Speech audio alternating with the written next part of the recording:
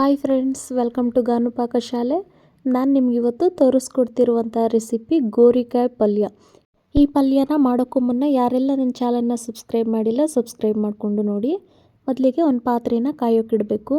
ಇದರಲ್ಲಿ ನೀರು ಹಾಕಿ ಈ ಗೋರಿಕಾಯಿನ ಹೆಚ್ಚಿಟ್ಕೊಂಡಿರೋ ಗೋರಿಕಾಯಿನ ಬೇಯಿಸ್ಕೊಬೇಕು. ಅಂತ ಹೇಳಿದರೆ ಇದನ್ನು ಚೆನ್ನಾಗಿ ಕುದಿಸ್ಕೊಬೇಕು. ಉಪ್ಪು ಹಾಗೆ ಅರಿಶಿನ ಹಾಕಿ ಮಿಕ್ಸ್ ಮಾಡಿಬಿಟ್ಟು ಈ ಗೋರಿಕಾಯಿನ ಇದರಲ್ಲೇ ಮುಕ್ಕಾಲು ಭಾಗ ಆಗುವಷ್ಟು ಬೇಯಿಸ್ಕೊಬೇಕು. ಇದು ಬೇಯೋಷ್ಟೊತ್ತಿಗೆ ಒಂದು ಒಗ್ಗರಣೆನ ರೆಡಿ ಮಾಡ್ಕೊಳ್ಳೋಣ. ಮೊದಲಿಗೆ ಒಂದು ಬಾಣಲಿನ ಕಾಯೋಕ್ಕಿಟ್ಟು ಇದಕ್ಕೆ ಎಣ್ಣೆನ ಸೇರಿಸ್ಕೊಬೇಕು. ಎಣ್ಣೆ ಕಾದಾದಮೇಲೆ ಸ್ವಲ್ಪ ಆಗುವಷ್ಟು ಸಾಸಿವೆ ಹಾಗೆ ಜೀರಿಗೆನ ಸೇರಿಸ್ಕೊಬೇಕು. ಜೊತೆಗೆ ಕರಿಬೇವು ಕೂಡ ಕಟ್ ಮಾಡಿ ನಾನಿಲ್ಲಿ ಸೇರಿಸ್ತಾ ಇದ್ದೀನಿ. ನಾನು ತಗೊಂಡಿರುವಂಥ ಗೋರಿಕಾಯಿ 1/4 kg ಆಗಿರೋದ್ರಿಂದ ಕಮ್ಮಿ ಇಂಗ್ರೀಡಿಯೆಂಟ್ಸ್ನ ಬಳಸಿ ನಾನು ಮಾಡ್ತಿರುವಂಥದ್ದು. ಜೊತೆಗೆ ಚಿಕ್ಕದಾಗಿ ಹೆಚ್ಚಿಟ್ಕೊಂಡಿರೋ ಬೆಳ್ಳುಳ್ಳಿ ಹಾಗೆ ಬಂದು ಈರುಳ್ಳಿನೂ ಕೂಡ ಚಿಕ್ಕದಾಗಿ ಕಟ್ ಮಾಡಿ ಇಟ್ಕೊಂಡಿರುವಂಥದ್ದು. ಇದಿಷ್ಟನ್ನು ಸೇರಿಸ್ಬಿಟ್ಟು ಚೆನ್ನಾಗಿ ಫ್ರೈ ಮಾಡ್ಕೊಬೇಕು. ಈರುಳ್ಳಿ ಸ್ವಲ್ಪ ಸಾಫ್ಟ್ ಆದಮೇಲೆ ಇದಕ್ಕೆ ನಾವು ಹೆಚ್ಚಿಟ್ಕೊಂಡಿರೋ ಟೊಮೊಟೊನ ಸೇರಿಸ್ಕೊಬೇಕು. ನಾನಿಲ್ಲಿ 2 ಟೊಮೊಟೊನ ಸೇರಿಸ್ತಾ ಇದ್ದೀನಿ. ಇದು ಮೀಡಿಯಮ್ ಸೈಜ್ ಟೊಮೊಟೊ.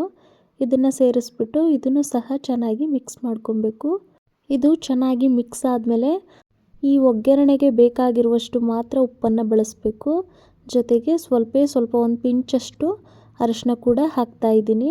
ಯಾಕಂತ ಹೇಳಿದರೆ ಗೋರಿಕಾಯಿ ಬೇಯಬೇಕಿದ್ರೂ ಉಪ್ಪು ಹಾಗೆ ಅರಿಶಿನ ಹಾಕಿ ಬೇಯಿಸ್ಕೊಂಡಿದ್ದೀವಿ. ಹಾಗಾಗಿ ಸ್ವಲ್ಪ ಅರಿಶಿನ ಹಾಗೆ ಉಪ್ಪನ್ನು ಹಾಕಬೇಕು. ಖಾರಕ್ಕೆ ಅನುಗುಣವಾಗಿ ನೀವು ಖಾರದ ಪುಡಿನ ಸೇರಿಸ್ಕೊಳ್ಳಿ. ಖಾರದ ಪುಡಿ ಸೇರಿಸಿದ್ರೆ ಇಷ್ಟ ಆಗಲ್ಲ ಅಂತ ಹೇಳಿದರೆ ಧನಿಯಾ ಪುಡಿ ಹಾಗೆ ರೆಡ್ ಚಿಲ್ಲಿ ಪೌಡ್ರನ್ನು ಕೂಡ ಬಳಸ್ಕೊಬೋದು ಈಕ್ವಲ್ ಕ್ವಾಲಿಟಿಲಿ ಹಾಕಿ. ಈ ಗೋರಿಕಾಯಿ ಬೆಂದಿದೆ. ಇದನ್ನು ನೀರು ಶೋಧಿಸ್ಬಿಟ್ಟು ಗೋರಿಕಾಯಿ ಮಾತ್ರ ಸೇರಿಸ್ಕೊತಾ ಇದ್ದೀನಿ. ಇದು ಆಲ್ರೆಡಿ ಮುಕ್ಕಾಲು ಭಾಗ ಅಂತ ಹೇಳಿದರೆ 85% ಚೆನ್ನಾಗಿ ಬೆಂದಿದೆ ಕೂಡ. ಈ ರೀತಿಯಾಗಿ ಬೆಂದ ಮೇಲೆ ಇದನ್ನು ಸೇರಿಸ್ಕೊಂಡು ಎಲ್ಲ ಒಗ್ಗರಣೆಗೆ ಮಿಕ್ಸ್ ಆಗೋಗೆ ಮಿಕ್ಸ್ ಮಾಡ್ಕೊಬೇಕು. ಫ್ರೆಂಡ್ಸ್, ಯಾರೆಲ್ಲ ನನ್ನ ಚಾನಲ್ನ ಸಬ್ಸ್ಕ್ರೈಬ್ ಮಾಡಿಲ್ಲ ಸಬ್ಸ್ಕ್ರೈಬ್ ಮಾಡ್ಕೊಳ್ಳಿ. ಹಾಗೆ ಬೆಲ್ ಐಕನ್ನ ಕ್ಲಿಕ್ ಮಾಡಿ. ವಿಡಿಯೋ ಇಷ್ಟ ಆದರೆ ಲೈಕ್ ಮಾಡಿ. ಹಾಗೆ ಫ್ರೆಂಡ್ಸ್ ಆ್ಯಂಡ್ ಫ್ಯಾಮಿಲಿ ಜೊತೆ ವಿಡಿಯೋನ ಶೇರ್ ಮಾಡಿ. ಈ ರೀತಿಯಾಗಿ ಚೆನ್ನಾಗಿ ಫ್ರೈ ಮಾಡಿಕೊಂಡು ಇದಕ್ಕೆ ತುರಿದಿರುವಂಥ ತೆಂಗಿನಕಾಯಿ ಒಂದು 4 ಸ್ಪೂನ್ ಆಗುವಷ್ಟು ತೆಂಗಿನಕಾಯಿ ತುರಿನ ಹಾಕಿದ್ರೆ ಟೇಸ್ಟ್ ಚೆನ್ನಾಗಿರುತ್ತೆ. ಹಾಗಾಗಿ ತೆಂಗಿನಕಾಯಿ ತುರಿ ಜೊತೆಗೆ ಸ್ವಲ್ಪ ಕೊತ್ತಂಬರಿ ಸೊಪ್ಪನ್ನು ಹಾಕಿ ಚೆನ್ನಾಗಿ ಮಿಕ್ಸ್ ಮಾಡ್ಕೊಬೇಕು.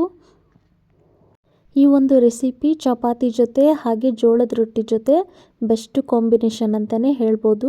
ನೀವೊಮ್ಮೆ ಮನೆಯಲ್ಲಿ ಟ್ರೈ ಮಾಡಿ ಹೇಗಾಗಿತ್ತು ಅಂತ ಹೇಳಿ ಕಮೆಂಟಲ್ಲಿ ತಿಳಿಸಿ. ವಿಡಿಯೋನ ಕೊನೆವರೆಗೂ ನೋಡಿದ್ದಕ್ಕಾಗಿ ಧನ್ಯವಾದಗಳು.